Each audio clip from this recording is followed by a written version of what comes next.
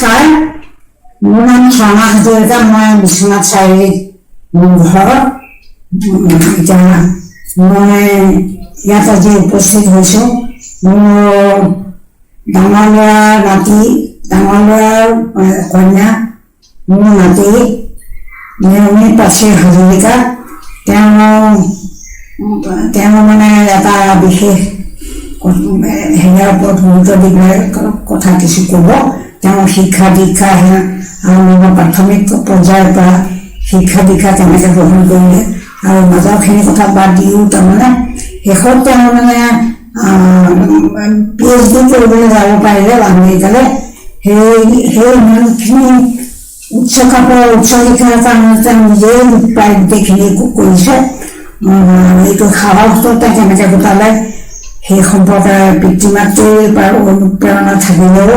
তাৰমানে তেওঁ নিজৰ ব্ৰেইনৰ কথা নিজৰ মগজুৰ কথা বুলি পেলাই মই এনে ভাবোঁ আৰু এতিয়া আচল কথা হ'ল মানে আমাৰ নতুন প্ৰজন্মক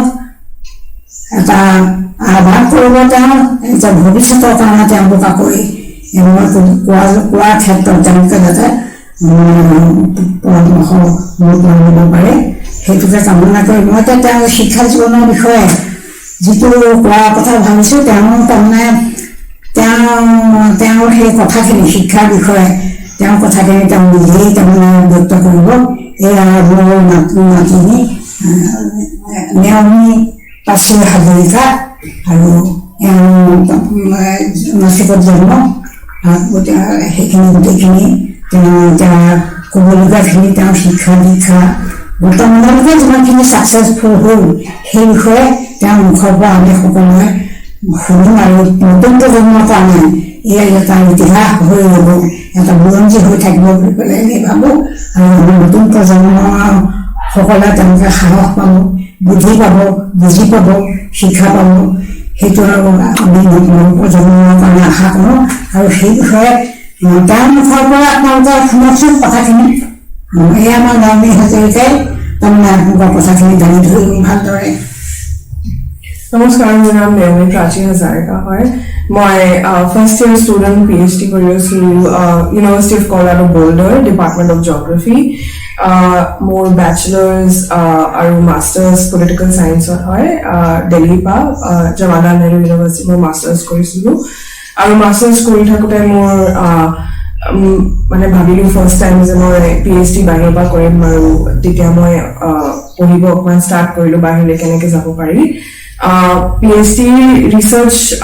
নিজে মই আৰম্ভ কৰিলোঁ মাষ্টাৰ্ছ কৰি থাকোঁতে আৰু সাইড বাই সাইড মানে মই শৰ্টলিষ্ট কৰিব ষ্টাৰ্ট কৰিলোঁ মই ক'ত পঢ়িবলৈ যাম UK আৰু US দুটা অপশ্যন আছিলে মোৰ ওচৰত 2019 মই UK ইউনিভাৰ্চিটিজ কাৰণে এপ্লাই কৰিলোঁ আৰু অক্সফৰ্ড আৰু কেম্ব্ৰিজত মোৰ হ'ল কিন্তু কোভিডৰ কাৰণে মানে স্কলাৰশ্বিপছটো 2019ত কম আছিলে সেইকাৰণে নাপালোঁ যাব নোৱাৰিলোঁ 2020 মই আকৌ USA এপ্লাই কৰিলোঁ USA ডিফাৰেঞ্চটো হয় যে তেহেঁতৰ চান্সেছ ফুলি ফাণ্ডেড প্ৰগ্ৰামছৰ বেছি হয় UK ফুলি ফাণ্ডেড অপশ্যনছ ইমান নাই নিজৰ স্কলাৰশ্বিপ লৈ পেলাই আহিব লাগিব কিন্তু USA ডিপাৰ্টমেণ্টৰ আৰু ইউনিভাৰ্চিটি লেভেল স্কলাৰশ্বিপছ ধেৰ থাকে সেইকাৰণে মই USA এপ্লাই কৰিলোঁ আৰু মোৰ ওচৰত মানে এপ্লিকেশ্যন মেটেৰিয়েলছ আগতে আছিলে সেইকাৰণে সেইটোত মই অকণমান ইম্প্ৰভাইজ কৰি পেলাই USA ইউনিভাৰ্চিটিজ 2020 এপ্লাই কৰিব আৰম্ভ কৰিলোঁ প্ৰচেছটো এবছৰ আগত আৰম্ভ কৰিব লাগে 2021ত মই লাষ্ট ইয়েৰ গৈছিলোঁ সেইকাৰণে 2020 এপ্লিকেশ্যন চাইকেলত মই আৰম্ভ কৰিলোঁ মই এপ্লিকেশ্যনটো চবতকৈ প্ৰথম কামটো যে কৰিব লাগে হয় নিজৰ ৰিচাৰ্চ ইণ্টাৰেষ্ট আৰু ফেকাল্টি ৰিচাৰ্চ ইণ্টাৰেষ্ট মিলাবৰ কাৰণে ৰিচাৰ্চ কৰিব লাগিব যে কোনটো ইউনিভাৰ্চিটিত আপোনাৰ ৰিচাৰ্চ ইণ্টাৰেষ্ট থকা ফেকাল্টি মেম্বাৰ আছে আৰু তেহেঁতক মানে শ্বৰ্টলিষ্ট কৰাৰ পিছত ইমেইল কৰিব লাগিব আৰু ইমেইলত নিজৰ ৰিচাৰ্চ CV নাম লিখি পেলাই তেহেঁতক মানে জনাব লাগিব যে আপুনি PhD কৰিবলৈ এপ্লাই কৰিব তেহেঁতৰ ইউনিভাৰ্চিটিত সেইটো ইমেইলটো ফাৰ্ষ্ট কমিউনিকেশ্যনটো বহুত ইম্পৰ্টেণ্ট হয় শ্বৰ্টত আপোনাৰ ৰিসাৰ্চ আৰু ৰিসাৰ্চ ইন্টাৰেষ্টটো সামাৰাইজ কৰিব লাগিব আৰু আপোনাৰ এডভাইজাৰ পটেনশিয়াল এডভাইজাৰ ৰিসাৰ্চটো মিলাব লাগিব নিজৰ ৰিসাৰ্চ ইন্টাৰেষ্টৰ লগত সেই ইমেইলটো লিখাৰ পিছত অকমান টাইমৰ পাছত ৰিপ্লাই আহিব ষ্টাৰ্ট হয় আপনি যদি 10টা ফ্যাকাল্টি মেম্বাৰক লিখিছে 5টা মান হে ৰিপ্লাই কৰিব সেইকাৰণে যিমান বেছি আপনি ফ্যাকাল্টি এডভাইজাৰক ইমেইল কৰিব পাৰে কৰিব ভাল হয় মই ৰিপ্লাই কৰাৰ পিছত 6টা ইউনিভাৰ্চিটিৰ ফ্যাকাল্টি মেম্বাৰ্ছৰ লগত মোৰ কমিউনিকেশ্যনটো থাকিলে নেক্সট 3-4 মান্থছ এপ্লিকেশ্যন ষ্টাৰ্ট হোৱাৰ আগত মই যদি জুলাইত ষ্টাৰ্ট কৰিছো আমাৰ এপ্লিকেশ্যন প্ৰচেছটো আগষ্টৰ পৰা আৰম্ভ হয় সেই এপ্লিকেশ্যন টাইম থাকোতে আমি এডভাইজাৰৰ লগত ভাবো যে ষ্ট্ৰং এপ্লিকেশ্যন কেনেকৈ আমি ঢালিব পাৰিম ডিপাৰ্টমেণ্টৰ সেইটো ইমেইলত আমি এইটোও সুধো যে ডিপাৰ্টমেণ্টৰ ফাণ্ডিং আছে নে নাই ফ্যাকাল্টি মেম্বাৰ্ছৰ ফাণ্ডিং আছে নে নাই ফ্যাকাল্টি মেম্বাৰ্ছৰ ফাণ্ডিং ডিপাৰ্টমেণ্টৰ সাইডৰ পৰাও হ'ব পাৰে এইটো টিচিং এছিষ্টেণ্ট বুলি কয় আৰু টিচিং এছিষ্টেণ্টশ্বিপ ডিপাৰ্টমেণ্টৰ ফাণ্ডিং হয় ফুলি ফাণ্ডেড ষ্টাইপেণ্ড দিয়ে ষ্টুডেণ্টছক আৰু সেই ষ্টাইপেণ্ডৰ ওপৰত মানে স্কলাৰশ্বিপ আপোনাৰ হ'ব আৰু ফ্যাকাল্টি মেম্বাৰ্ছৰ ওচৰত নিজৰ ফাণ্ডিং থাকে ফাণ্ডিং গ্ৰাণ্টছৰ পৰা আহে আৰু ইউনিভাৰ্চিটি ফাণ্ডিং দিয়ে বেলেগকে সেইটো কাৰণে আপুনি টিচিং কৰিব নালাগে কিন্তু তেনেকুৱা ফাণ্ডছ বেছি নাই এইটো আগতে সুধিব লাগিব ইমেইল কৰোঁতে যে আপোনাৰ ওচৰত কি ফাণ্ডিং আছে আৰু কোনটো ফাণ্ডিং আপোনাক তেহেঁতি অফাৰ কৰিব পাৰিব মোৰ লগত টিচিং এছিষ্টেণ্টশ্বিপ আছে এতিয়া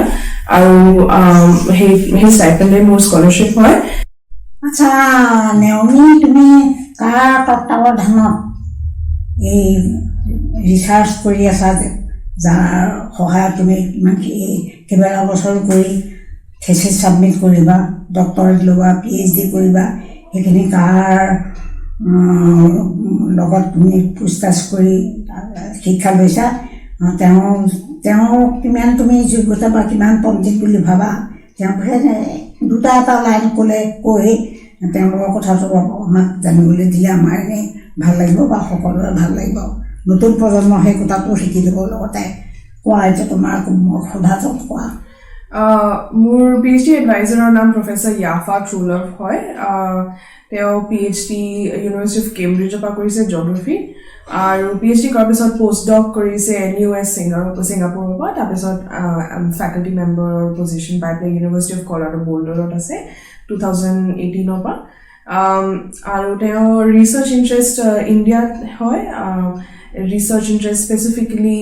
ৱাটাৰ গভৰ্নেন্স ইন স্লামছ আৰু তেওঁ ৱাটাৰ গভৰ্নেন্স আৰু মেইনলি ৱাটাৰ ছাপ্লাই ডিষ্ট্ৰিবিউশ্যন আৰু সেইটো বিষয়ক মানে ৰিচাৰ্চ কৰে আৰু আমাৰ ৰিচাৰ্চ ইণ্টাৰেষ্টটো মানে অভাৰলেপ আছে আৰু আমি একেলগে মানে স্লামছৰ ওপৰত কাম কৰোঁ ইণ্ডিয়াত স্পেচিফিকলি আৰু প্ৰফেচৰ 𝙈𝙤𝙯𝙚ৰ লগত কাম কৰি পেলাই বহুত ভাল লাগিছে তেওঁ বহুত ইণ্টাৰেষ্ট লৈ পেলাই মোক গাইড কৰে আৰু আমাৰ ক্লাছো থাকে একেলগে ক্লাছত আমাক পঢ়ায়ো আৰু মোৰ প্ৰাইমাৰী এডভাইজাৰ হোৱাৰ কাৰণে PhD প্ৰচেছত গাইডো কৰে বাৰু ঠিক আছে তেতিয়াহ'লে তেওঁৰ কথা আমি জানিলোঁ আৰু তেওঁ তোমালোকে কেনেধৰণে ভাল পাইছা মানে একেবাৰে অন্তৰৰে সৈতে ভাল পাইছানে নে কিবা তাত কৃপণালী কিবা আছেনে নে অন্তঃকৰণে তোমালোকক শিক্ষা দীক্ষা দিছে অকণমান কোৱাচোন দুটামান লাইন নাই প্ৰফেচৰ 𝙈𝙤𝙩𝙚ৰ মানে মই বহুত ভাল পাওঁ তেওঁৰ লগত কাম কৰি পেলাই তেওঁৰ ৰিচাৰ্চ ইণ্টাৰেষ্ট বহুত ষ্ট্ৰং হয় আৰু ৰিচাৰ্চৰ কাৰণে বহুত মানে মনৰ পৰা ভাল পায় ৰিচাৰ্চটো কৰি পেলাই মই বহুত ভাল পাওঁ আৰু মোকো ইনস্পায়াৰ কৰে মোৰ ৰিচাৰ্চ ইণ্টাৰেষ্টক বঢ়াই দিয়ে আগলৈ মানে পুশ কৰে আৰু কৰিবৰ কাৰণে ৰিফাইন কৰিবৰ কাৰণে ইম্প্ৰুভ কৰিবৰ কাৰণে আৰু সেইটো মই ভাল পাওঁ আৰু ৰিচাৰ্চ ইণ্টাৰেষ্ট আমাৰ যে মেল খাই সেইটো বহুত ডাঙৰ কথা সেইটো কাৰণে আমি একেলগে যে কাম কৰিব পাৰিছোঁ মই ভাল পাইছোঁ আৰু ইণ্ডিয়াৰ কানেকশ্যনৰ কাৰণে তেওঁ মানে ইণ্ডিয়া আহি থাকে আৰু আগতেও আহিছে তেওঁৰ PhD ৰিচাৰ্চো ইণ্ডিয়াৰ ওপৰতে আছিলে সেইকাৰণে আমাৰ এই ইণ্টাৰেষ্টটো অকণমান চিমিলাৰ হয় মানে তেওঁৰ লগত কাম কৰি পেলাই বহুত ভাল লাগিছিল